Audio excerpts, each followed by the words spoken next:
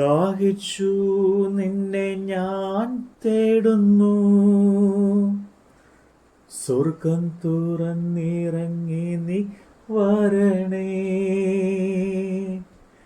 ദാഹിച്ചു നിന്നെ ഞാൻ തേടുന്നു,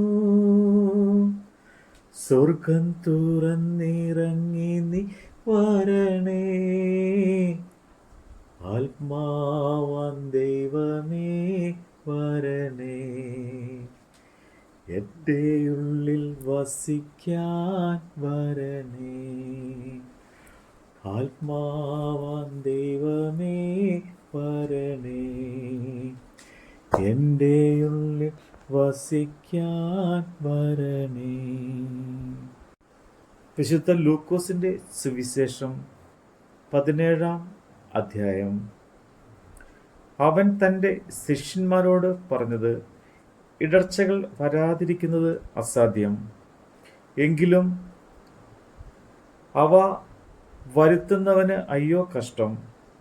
അവൻ ഈ ചെറിയവരിൽ ഒരുത്തിന് ഇടർച്ച വരുത്തുന്നതിനേക്കാൾ ഒരു തിരിക്കല്ല് അവൻ്റെ കഴുത്തിൽ കെട്ടി അവനെ കാലിൽ എറിഞ്ഞു കളയുന്നത് അവന് നന്ന്. സൂക്ഷിച്ചുകൊള്ളുവിൻ, സഹോദരൻ പിഴച്ചാൽ അവനെ ശാസിക്കുക, അവൻ മാനസാന്തരപ്പെട്ടാൽ അവനോട് ക്ഷമിക്കുക. ദിവസത്തിൽ 7 വട്ടം നിന്നോട് ക്ഷമിക്കുകയും 7 വട്ടവും നിന്റെ അടുക്കൽ വന്ന് ഞാൻ മാനസാന്തരപ്പെടുന്നു എന്ന് പറയുകയും ചെയ്താൽ അവനോട് ക്ഷമിക്കുക.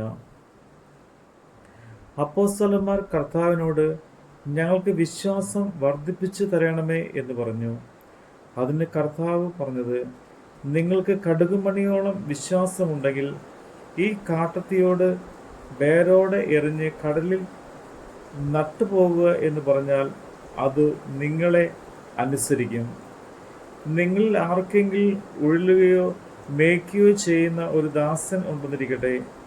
അവൻ വയലിൽ നിന്ന് വരുമ്പോൾ നീ ക്ഷണത്തിൽ വന്ന് ഊണിനിരിക്കുക എന്ന് അവനോട് പറയുമോ?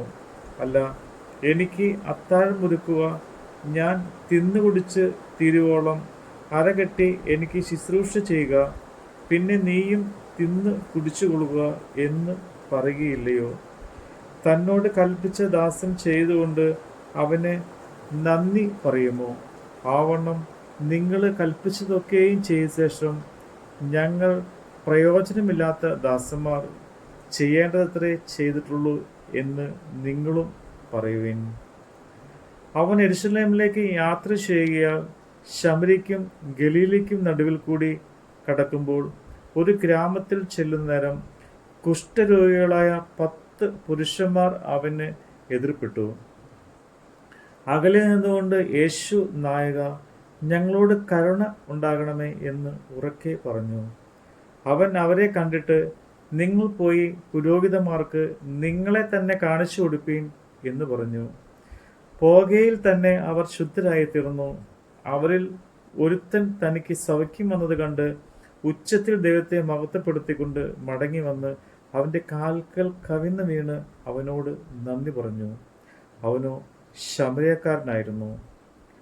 10 പേർ ശുദ്ധരായി തീർന്നില്ലയോ? 9 പേർ എവിടെ എന്ന് അന്യജാതിക്കാരനല്ലാതെ ദൈവത്തിന് മഹത്വം കൊടുപ്പാൻ മടങ്ങി വന്നവരായി ആരെയും കാണുന്നില്ലല്ലോ എന്ന് യേശു പറഞ്ഞിട്ട് അവനോട്, എഴുന്നേറ്റ് പോയിക്കൊള്ളുക, നിന്റെ വിശ്വാസം നിന്നെ രക്ഷിച്ചിരിക്കുന്നു എന്ന് പറഞ്ഞു. ദൈവരാജ്യം എപ്പോൾ വരുന്നു എന്ന് പരീശന്മാർ ചോദിച്ചതിന്, ദൈവരാജ്യം കാണത്തക്കവണ്ണമല്ല വരുന്നത്, ഇതാ ഇവിടെ എന്നും അതാ അവിടെ എന്നും പറയുകയും ഇല്ല. ദൈവരാജ്യം നിങ്ങളുടെ ഇടയിൽ തന്നെ ഉണ്ടല്ലോ എന്ന് അവൻ ഉത്തരം പറഞ്ഞു. പിന്നെ അവൻ തൻ്റെ ശിഷ്യന്മാരോട് പറഞ്ഞത്, നിങ്ങൾ മനുഷ്യപുത്രൻ ഒരു ദിവസം കാണുവാൻ ആഗ്രഹിക്കുന്ന കാലം വരും, കാണുകയില്ലതാനും. അന്ന് നിങ്ങളോട് ഇതാ ഇവിടെ എന്നും അതാ അവിടെ എന്നും പറയും. നിങ്ങൾ പോകരുത്, ചെല്ലുകയും വരുത്. മിന്നൽ ആകാശത്തിന് കീഴെ ദിക്കോട് ദിക്കെല്ലാം വിളങ്ങി മിന്നുന്നതുപോലെ മനുഷ്യപുത്രൻ തൻ്റെ ദിവസത്തിൽ ആകും. എന്നാൽ ആദ്യം അവൻ വളരെ കഷ്ടം അനുഭവിക്കുകയും ഈ തലമുറ അവനെ തള്ളിക്കളയുകയും വേണം. നോഹയുടെ കാലത്ത് സംഭവിച്ചതുപോലെ മനുഷ്യപുത്രന്റെ നാളിലും ഉണ്ടാകും. നോഹ പെട്ടകത്തിൽ കടന്ന നാൾ വരെ അവൻ തിന്നും കുടിച്ചും വിവാഹം കഴിച്ചും വിവാഹത്തിന് കൊടുത്തും പോന്നു. ജലപ്രളയം വന്നു, അവരെ എല്ലാവരെയും മുടിച്ചു കളഞ്ഞു. ലോത്തിന്റെ കാലത്ത് സംഭവിച്ചതുപോലെ തന്നെ അവർ തിന്നും കുടിച്ചും കൊണ്ട് വിറ്റും നട്ടും പണിതും പോന്നു. എന്നാൽ ലോത്ത് സോദോം വിട്ട നാളിൽ ആകാശത്ത് നിന്ന് തീയും ഗന്ധവും പെയ്ത് എല്ലാവരെയും മുടിച്ചു കളഞ്ഞു. മനുഷ്യപുത്രൻ വെളിപ്പെടുന്ന നാളിൽ അവിടുന്ന് തന്നെ ആകും. അന്ന് വീട്ടിന്മേൽ ഇരിക്കുന്നവൻ വീട്ടിനകത്തുള്ള സാധനം എടുപ്പാൻ ഇറങ്ങിപ്പോകരുത്. ആവണ്ണം വയലിൽ ഇരിക്കുന്നവനും പിന്നോക്കം തിരിയരുത്. ലോത്തിന്റെ ഭാര്യയെ ഓർത്തുകൊള്ളുവിൻ. തൻ്റെ ജീവനെ നേടുവാൻ നോക്കുന്നവനെല്ലാം അതിനെ കളയും, അതിനെ കളയുന്നവനെല്ലാം അതിനെ രക്ഷിക്കും. ആ രാത്രിയിൽ 2 പേർ ഒരു കിടക്കമേൽ ആയിരിക്കും. ഒരുത്തനെ കൈക്കൊള്ളും, മറ്റവനെ ഉപേക്ഷിക്കും. 2 പേർ ഒന്നിച്ച് പൊടിച്ചുകൊണ്ടിരിക്കും. ഒരുത്തിയെ കൈക്കൊള്ളും, മറ്റവളെ ഉപേക്ഷിക്കും. 2 പേർ വയലിൽ ഇരിക്കും. ഒരുത്തനെ കൈക്കൊള്ളും, മറ്റവനെ ഉപേക്ഷിക്കും എന്ന് ഞാൻ നിങ്ങളോട് പറയുന്നു. അവർ അവനോട്, കർത്താവേ, എവിടെ എന്ന് ചോദിച്ചതിന്, ശവം ഉള്ളിടത്ത് കഴുക്കൾ കൂടും എന്ന് അവൻ പറഞ്ഞു. നമ്മുടെ കർത്താവിൻ്റെ വചനമാണ് നമ്മൾ കേട്ടത്.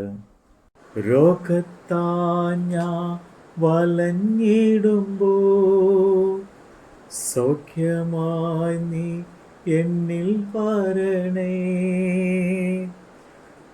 രോഗത്താഞ്ഞ വലഞ്ഞിടുമ്പോ സൗഖ്യമായി നീ എന്നിൽ വരണേ. ആത്മാവാം ദൈവമേ വരണേ,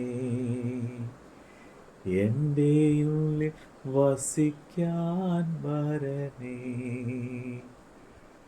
ആത്മാവാം ദൈവമേ വരണേ, എൻ്റെ ഉള്ളിൽ വസിക്കാൻ വരണേ.